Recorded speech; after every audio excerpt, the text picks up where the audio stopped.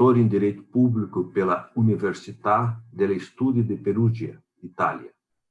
Doutor e mestre em Ciência Jurídica pela Universidade do Vale do Itajaí e professor pesquisador no Instituto Max Planck, na Alemanha, onde estudou Direito Público Comparado.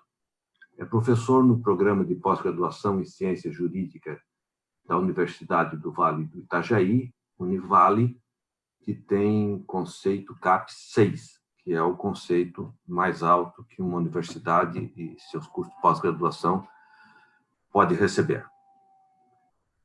Márcio, entre os teus saberes está o conhecimento de cidades. Um tema que nos é caro, nos é importante, e porque o teu foco de estudo, a tua área de conhecimento, coincide com o nosso nome, Instituto Cidade. No sentido platônico, que fala de uma cidade ideal, mas nós sabemos que, na vida real, é o lugar em que se nasce, cresce, se namora, se tem filhos, eventualmente, se tem os amigos, se tem existência concreta e se tem a morte.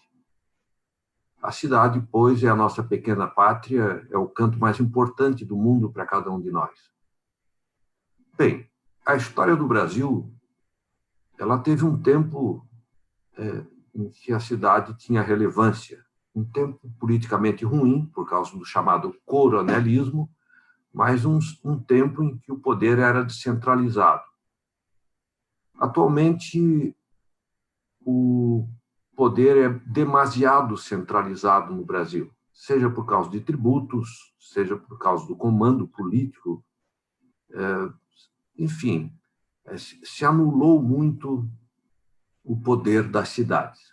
Agora, com o coronavírus, os políticos, para a surpresa geral de todos nós, eles mudaram este panorama na medida em que responderam a demandas e foram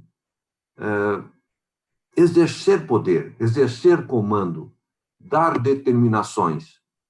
Eu gostaria de saber a tua opinião. Achas que haverá uma mudança nas relações de poder entre Brasília e cada município? Nós vamos nos manter com decisões mais próximas de nós? Primeiramente, muito obrigado pelo convite, professor Léo. Dizer que é uma satisfação poder, nesse momento, discutir algumas ideias, externalizar algumas preocupações, algumas inquietações e, sobretudo, refletir em um momento que é absolutamente caro para todos nós, tanto do ponto de vista de uma existência enquanto ser humano, do ponto de vista também da responsabilidade que a academia tem nesse momento de, no mínimo, fazer, publicizar, ressoar algumas inquietações, algumas preocupações com que cada um de nós temos.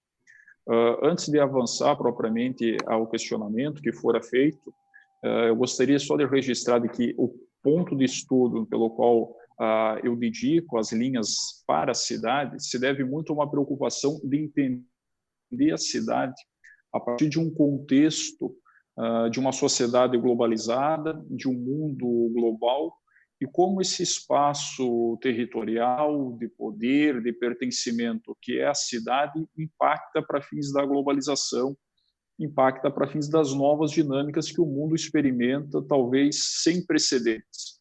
E nisso que a cidade, para mim, particularmente, tem uma relevância muito grande em entender o como as pessoas, o como as instituições, o como esses vínculos acabam sendo construídos. E, evidentemente, não há como ignorar o papel da cidade.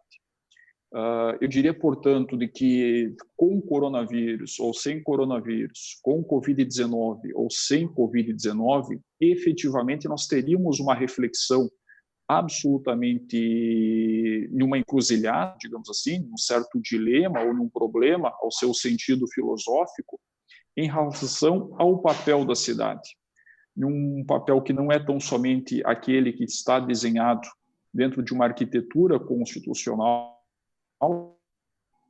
mas um papel que tem uma relação de correspondência com os anseios da população, uma correspondência às demandas sociais que são feitas, e, em alguma medida porque houve um certo exaurimento de um certo projeto político institucional que nós outrora imaginávamos que seria absolutamente perfeito, ou então numa relação de uma extrema valia. Nós podemos dizer de que o Brasil é um contexto específico, o Brasil tem uma certa peculiaridade nisso tudo, é evidente que sim. Mas, ao mesmo tempo, esse papel da cidade, professor Léo, falo isso em razão das pesquisas, desde a época no Max Planck, mas também em outras pesquisas que nós vamos avançando, essencialmente a globalização trouxe uma ideia de pertencimento das pessoas, ao mesmo tempo que com uma preocupação global, também com o nível local, com o nível das cidades. Me agrada muito as construções que são feitas, por exemplo, com Saskia Sassen, que é uma excelente antropóloga, socióloga, sobre os estudos das cidades, mas também outros pesquisadores como Parek Khanna e, enfim, pessoas que têm essa visão mais propositiva, que tem muito confluência com isso que nós estamos experimentando no Brasil. As pessoas entenderam, por vias que talvez não são as mais recomendáveis, porque são vias de um certo padecimento, vias de uma certa privação de liberdades, privação de bem-estar, de que a cidade é o eixo central de toda a relação de poder, de toda a relação social.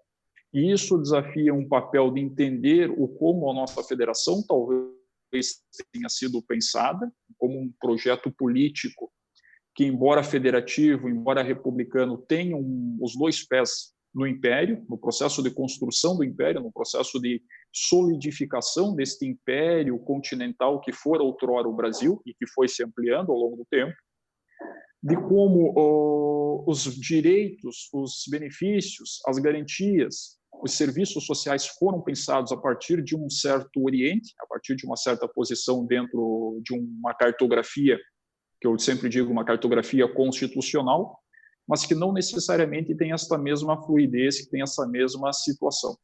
E agora, no momento de extrema emergenciais e grandes demandas, as pessoas entenderam que sim, que a cidade é um papel, é um personagem, é um território importante. Por que é um território importante? Porque ali é que estão as relações de poder. É ali que nós sentimos as relações de poder. É nesse território que nós sentimos a incidência de um Estado de Direito a maior ou a menor. É nesse espaço em que as pessoas são privadas das suas liberdades básicas, das suas expectativas, ou então são satisfeitas nas suas expectativas, são correspondidas nos termos das suas liberdades. E isto corrobora em muito também com uma certa noção maquiavélica de poder, da forma com que se exerce a política, com que se exerce o poder, no qual não existem vácuos de poder, que é uma tendência mundial. Novamente, as tendências entre o local e o mundial. Por que disso? Porque, sim, outrora, determinados líderes, em posição federativa, em posição de um império, em posição de uma grande margem de área federal, tomaram decisões que não foram as decisões mais acertadas, ou então que não tomaram decisões, que preservaram-se numa condição de inércia, as representações locais, aquelas pessoas que têm uma relação mais direta com o eixo de exercício do poder, fizeram com que a cidade ganhasse protagonismo. E, portanto, eu diria que, do ponto de vista das demandas e do ponto de vista da política, da apresentação de reivindicações, da reivindicação propriamente por novas condições de vida, novos direitos, novos serviços públicos, a cidade sai numa condição de protagonista. Por quê?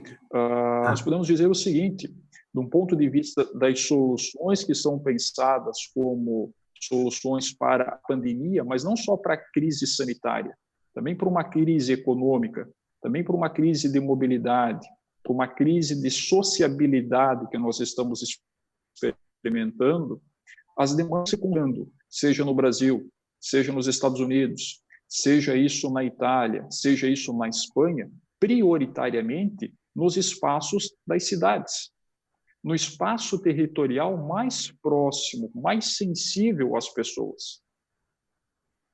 Bem, sim, há experiências, inclusive no Brasil, Minas Gerais, o governo de Minas e os prefeitos decidiram que os atos mais importantes, as providências, seriam tomadas em cada município, porque a informação direta está ali, as consequências estão ali, e, evidentemente, o que fosse feito mais de próximo seria mais bem feito. Bom, a maior parte do Brasil está surpresa com as decisões que os políticos locais estão tomando. Me parece que o melhor exemplo é o de Minas Gerais, porque não é a nossa tradição. Quer dizer, eu concordo com todo o aspecto que descreves. Quer dizer, a vida concreta nossa é na cidade, se nós temos ou não direitos para exercer, vão acontecer na cidade, se há respeito pela vida, é na cidade. Às vezes, você vê notícias de televisão do mundo distante quando você tem problemas já na frente da sua casa. Sim, mas os fatos é que os últimos 2 séculos de Brasil são séculos de poder central.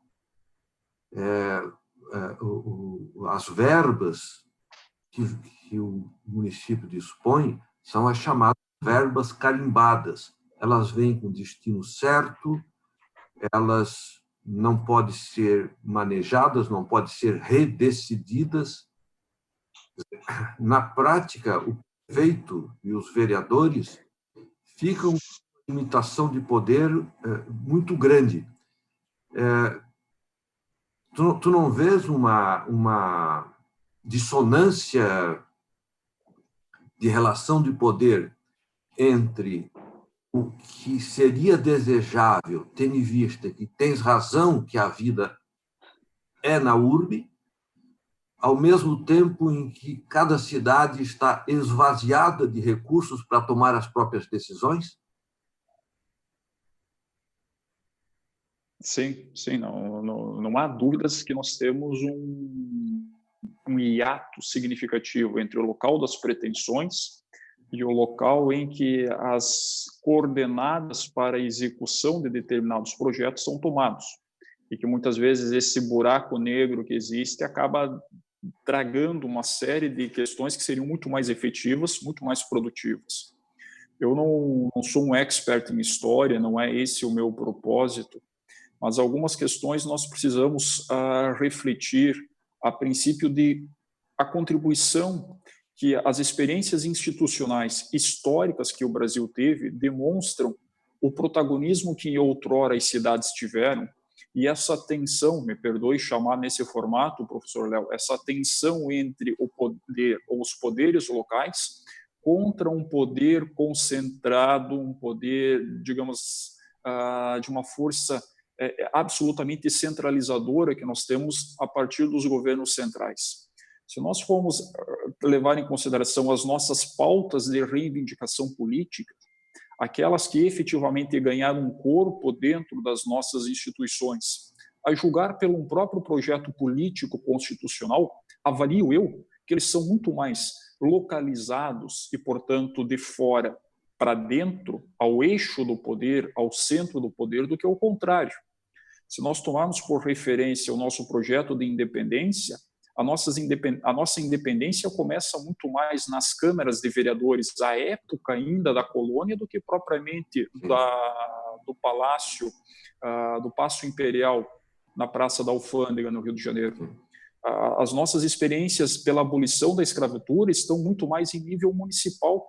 E me perdoem aqui as pessoas nascidas em Fortaleza, mas salvo o melhor juízo, Fortaleza é a primeira municipalidade no Brasil a declarar o seu território livre da escravidão antes mesmo da Lei Áurea. Sim. Também assim o acontece com a situação da própria República.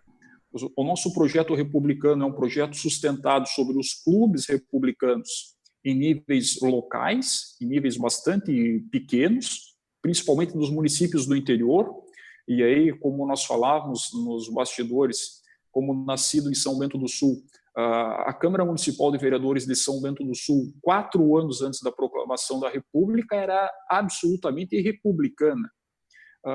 E isso também acontece em outros momentos da história, claro, não é aqui um exercício pela história, mas demonstra se não há um êxito completo, se não há uma cláusula, creio eu, de sucesso máximo nessa preocupação sobre as devolutivas que nós fazemos pela cidade, ao tempo em que as cidades colocam pautas políticas, apresentam reivindicações, apresentam outros modos de pensar a realidade brasileira, o nosso poder central, em alguma medida, acaba sendo flexibilizado, acaba conversando, acaba cedo ou tarde tendo que transigir sobre isso.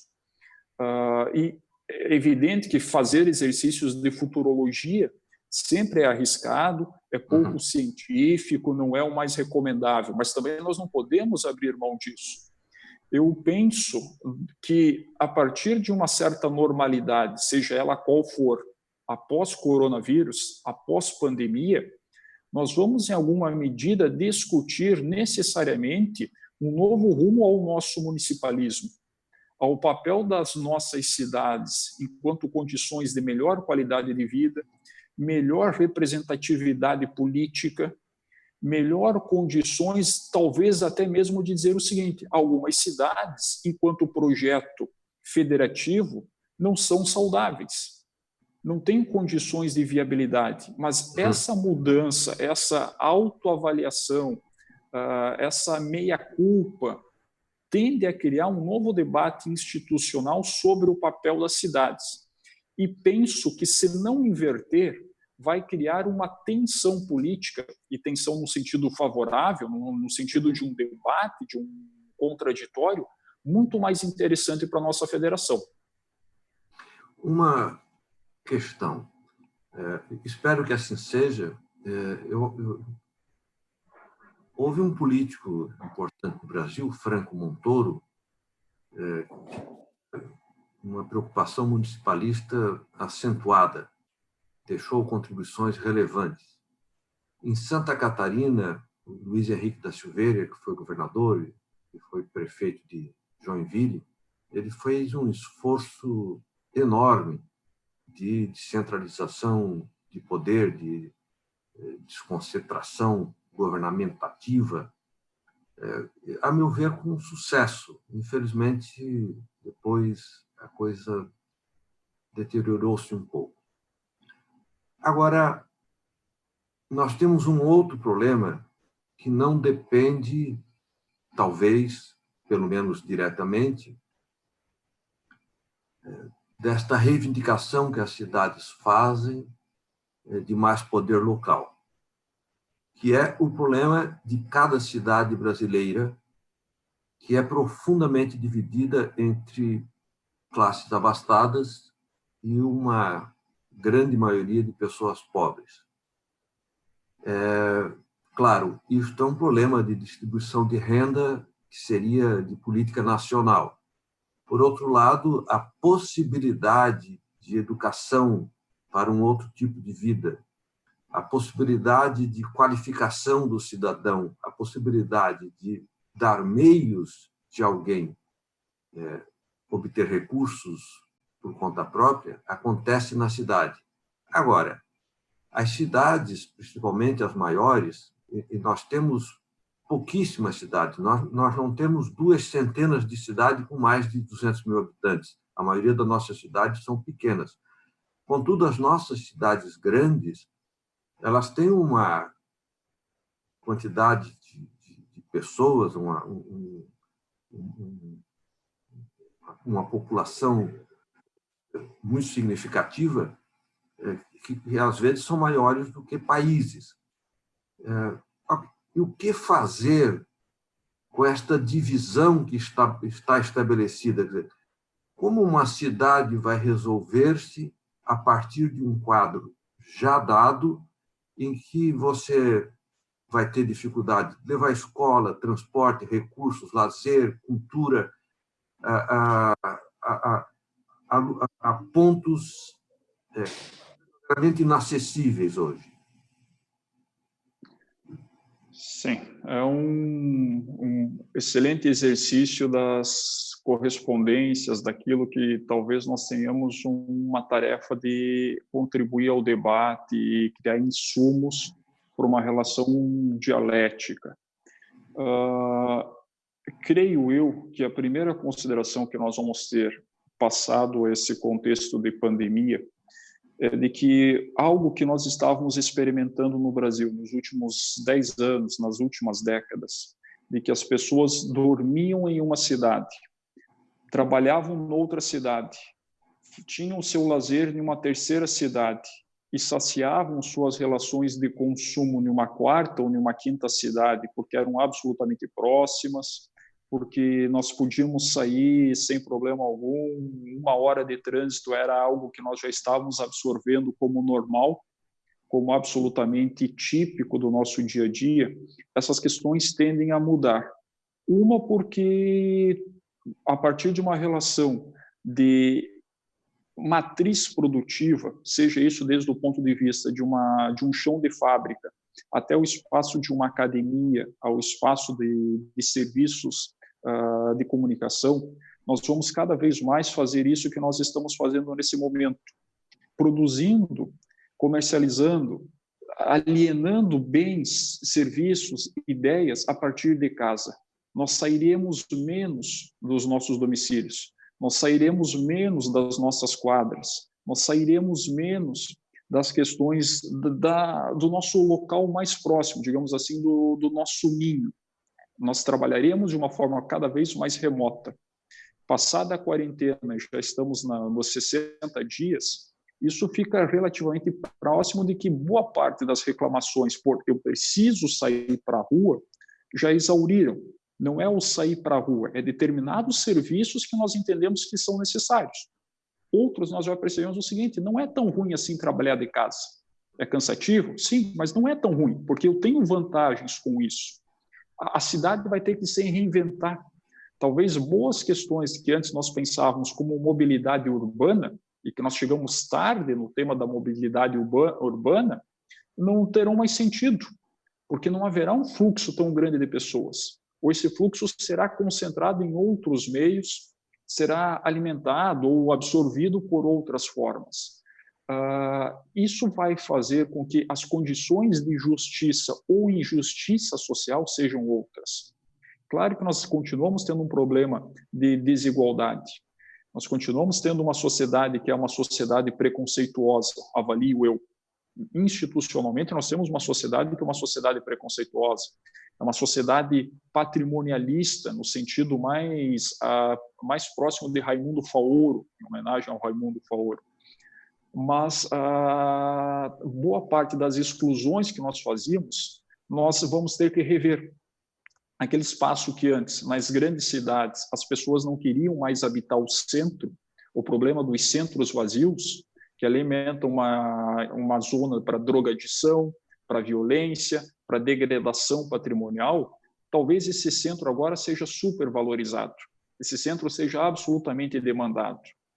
A noção de que nós tínhamos para chegar ao nosso espaço de trabalho que percorrer 30 ou 40 quilômetros todo dia, ida mais volta, também penso que vai ter uma certa mudança. Mas, obviamente, não é um problema que apenas uma ou outra cidade conseguirão fazer. É um projeto nacional muito mais sólido em termos de uma política de Estado propriamente dito. Pois não, teria que se orquestrar um novo rumo, teríamos que repensar nossas condições de vida, o que significa que nossos políticos teriam que ter outra mentalidade. Eu creio que o contorno que o Brasil vai ter que fazer nas suas próprias circunstâncias são de uma grandeza que exigirão uma engenharia política, um desprendimento das nossas pessoas públicas impressionante. Eu não sei se nossos políticos e mesmo nossos eleitores têm mentalidade para tanto. Eu queria a tua consideração a respeito disso. Sim, é o problema, é o desafio, é a condição salutar para a vida em um Estado democrático de direito. É o quanto nós conseguimos dar materialização a essas demandas, exigir dos nossos políticos, exigir dos nossos representantes no sentido muito mais amplo, mas na mesma carga de exigência, a carga de autoexigência que nós colocamos, o grau de responsabilidade política que nós temos, o grau de corresponsabilidade por tudo isso que acontece, de que pensar a cidade significa também essas situações de que, claro, eu tenho uma condição de pretensões, eu tenho uma condição de reivindicações, mas estas pretensões, estas reivindicações precisam ser lastreadas também em uma proatividade de cada um. Não é possível apenas a delegação disso, sob o ponto de vista de nós daqui a pouco atribuirmos sempre ao outro o inferno, sempre o outro a culpa, sempre ao nosso político a responsabilidade pelos nossos... Eu incluo os eleitores nisso. Eu não... Sim, exato. Que os brotem de forma espontânea, quer dizer, eles são um produto de uma relação que começa nas cidades, né? Eu tenho muita dúvida que nossos eleitores façam outras contas, elejam outras pessoas que provoquem situações diferentes para todos nós, situações institucionais. Eu penso que da tua fala, a questão do coronavírus, esta peste que nos alcança a todos, ela nos faz estacionar, né? Nos faz refletir. Imperativamente temos que pensar. Desejo que essas coisas aconteçam, que disso tudo que está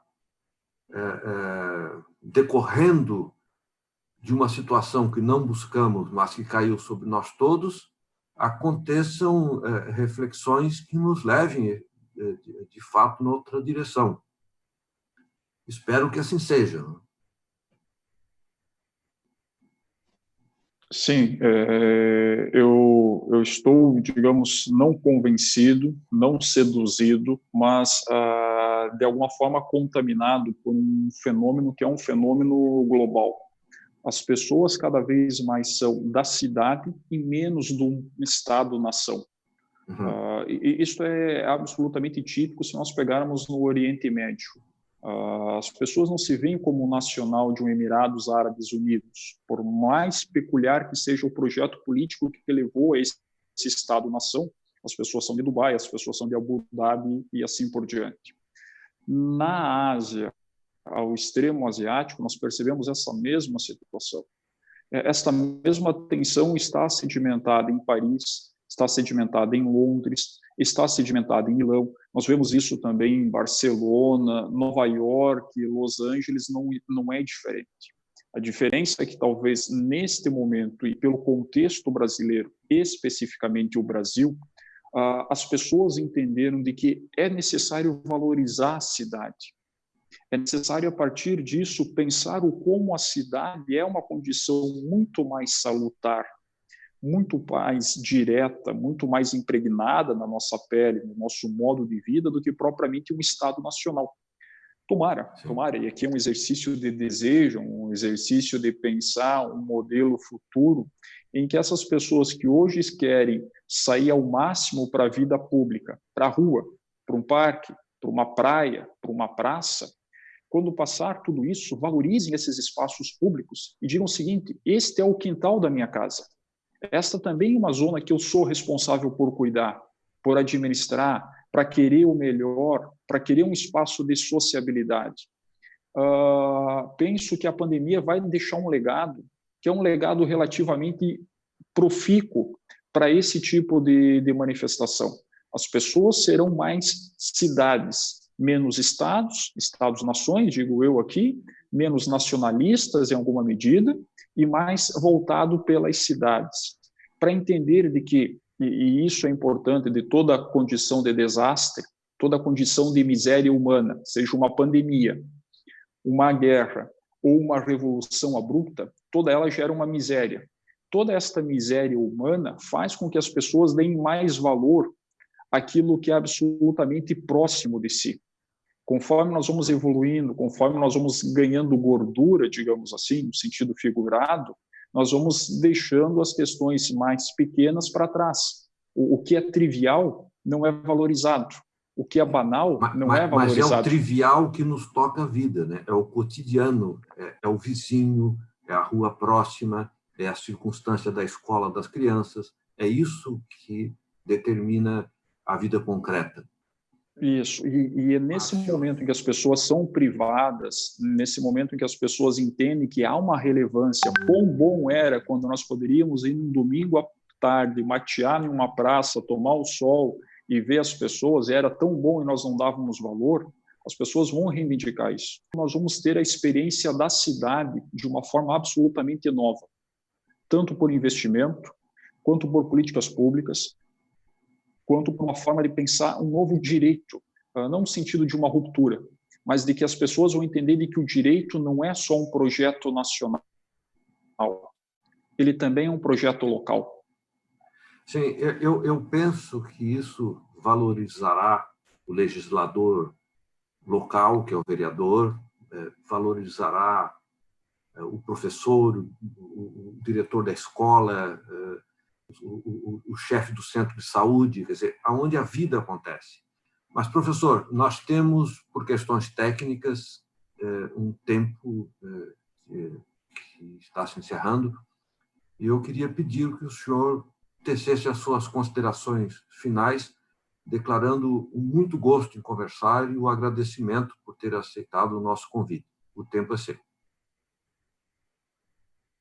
Muito obrigado, eu que agradeço. É sempre uma honra e é muito bom nós descobrirmos novas formas de comunicação. De alguma forma, nós também deixarmos de estar encastelados na universidade, em canais comuns de diálogo, e desafiarmos por novas vias, por novas tecnologias, por novas formas. É evidente que nós sairemos diferente dessa pandemia. E tomara que nós não saímos iguais a como nós entramos. Isso seria uma perda de valia significativa, que nós saíamos um desprezo de oportunidade, diferentes. Né? Com certeza, com certeza. Na pior das hipóteses, que nós tenhamos lido todos os livros que nós tínhamos pendentes para leituras nas nossas bibliotecas, todas as nossas coletâneas. Isso é muito bom. Que nós tenhamos lido o lado simples da vida. Tenha pensado em telefonar para o vizinho que não conversava pessoalmente, que tenha se lembrado dessas coisas que estão próximas e que mantínhamos distantes. Tomara que todos nós tenhamos aprendido e saiamos melhor depois de termos refletido sobre nós próprios, ainda que tenha sido por ato forçoso da natureza.